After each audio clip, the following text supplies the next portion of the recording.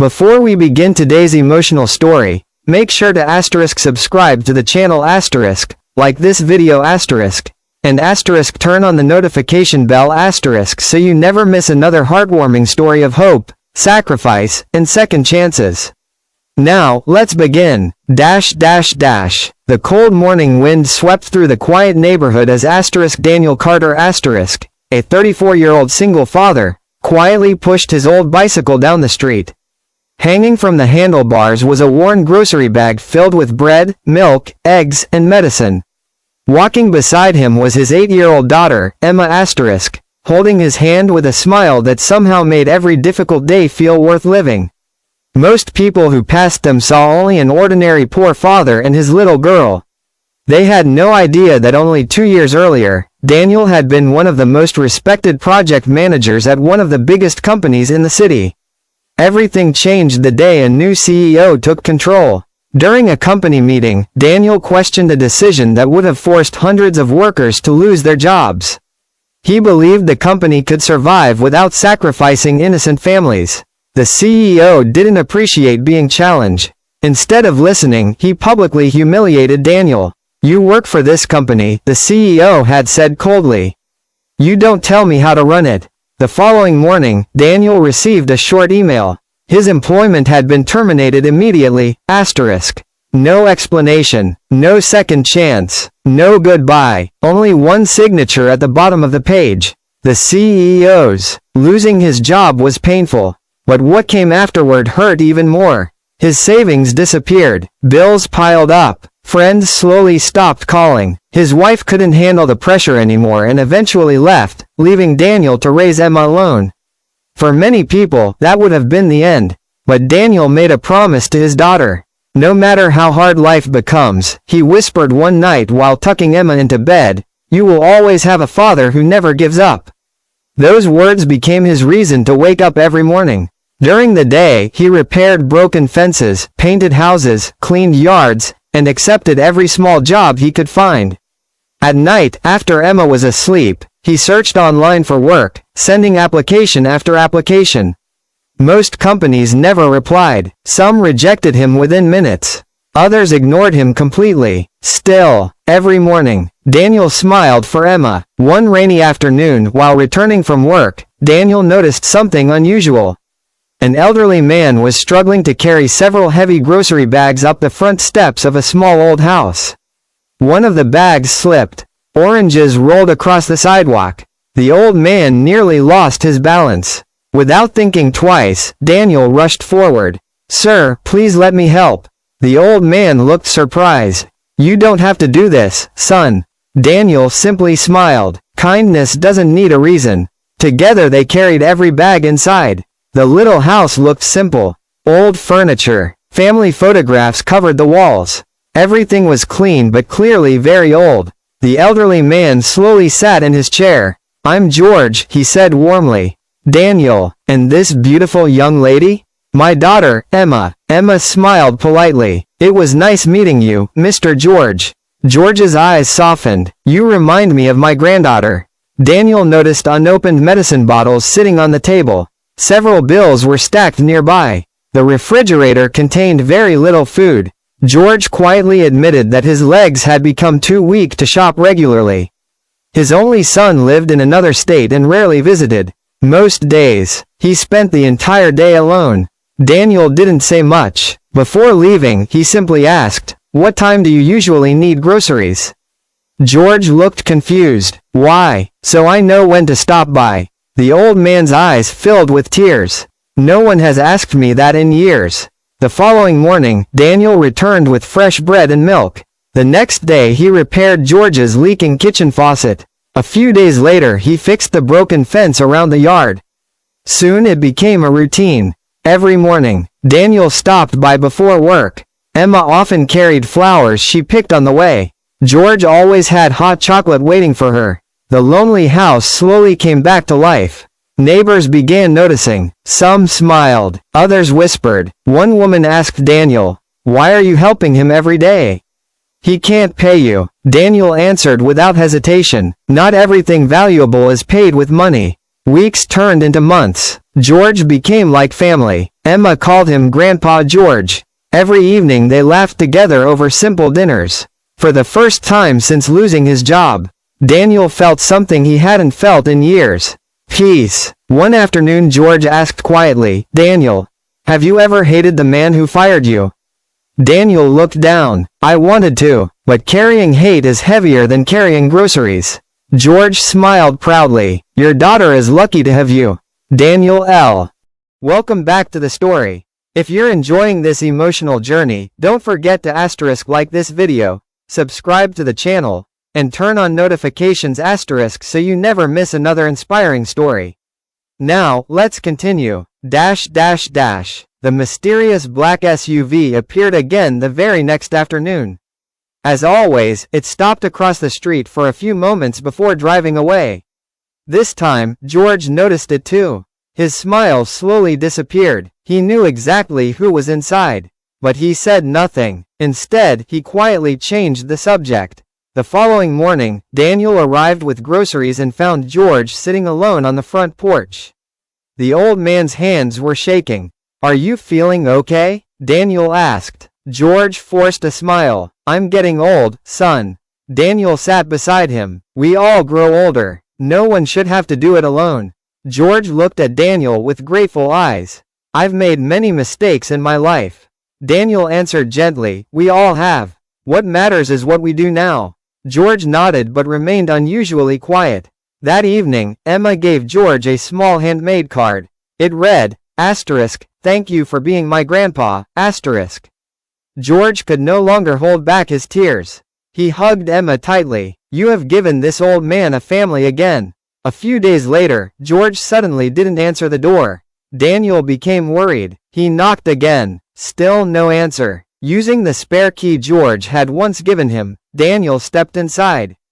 George was lying on the living room floor. He was conscious but weak. Daniel immediately called an ambulance.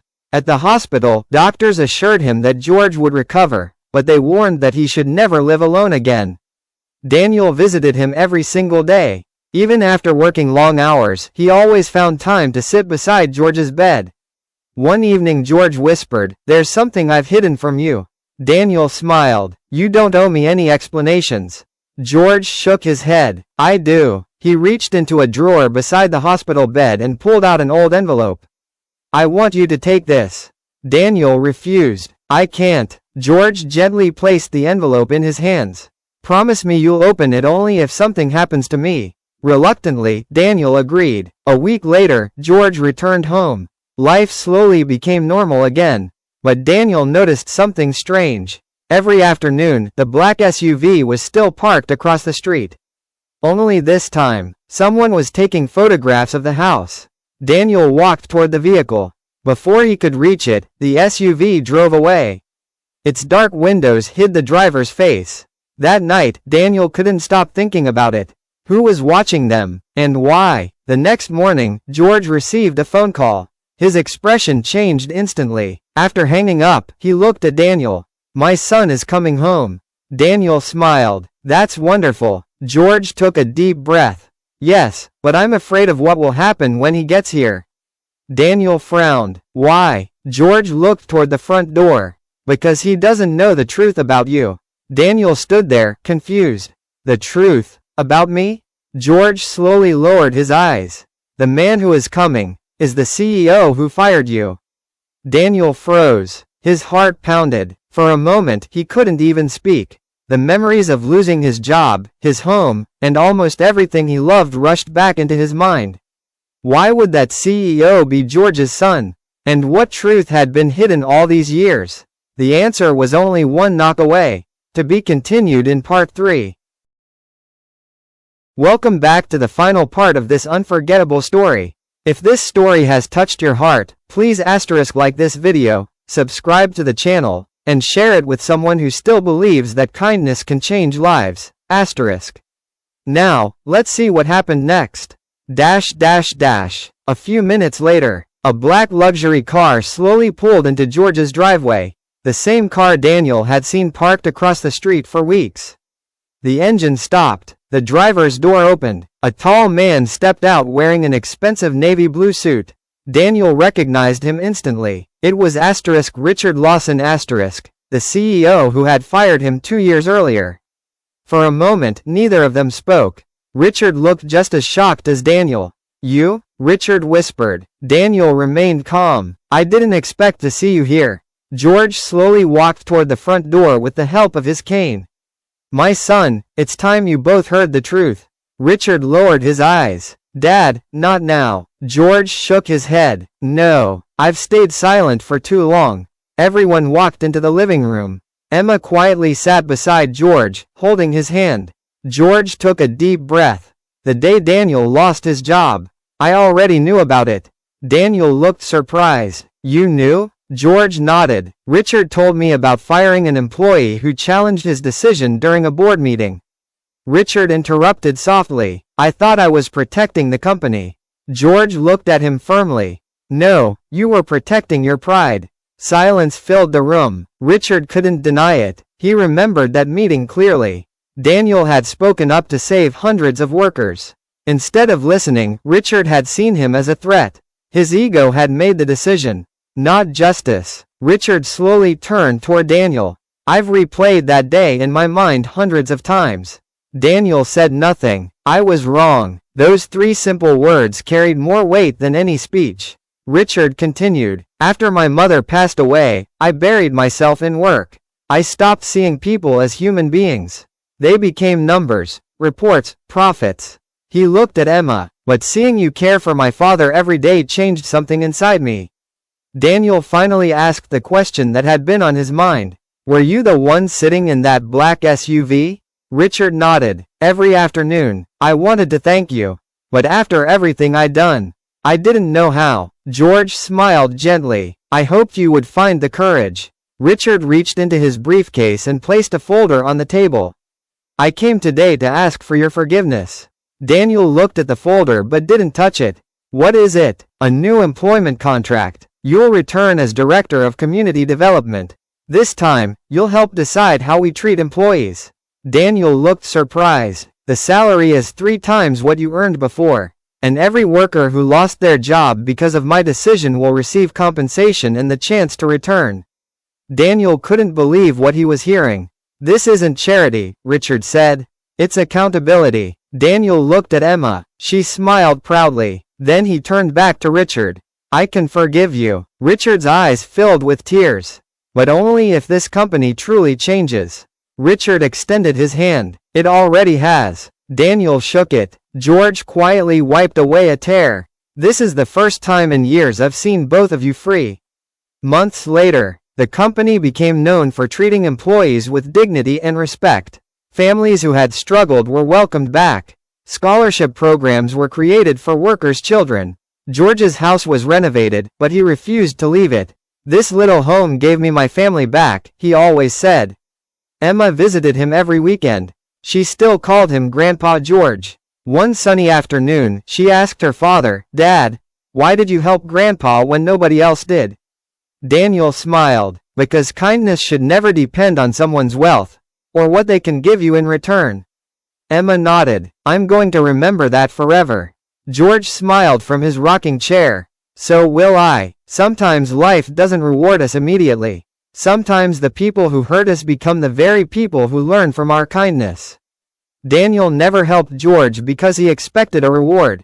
He helped because it was the right thing to do. And in the end, his greatest victory wasn't getting his job back.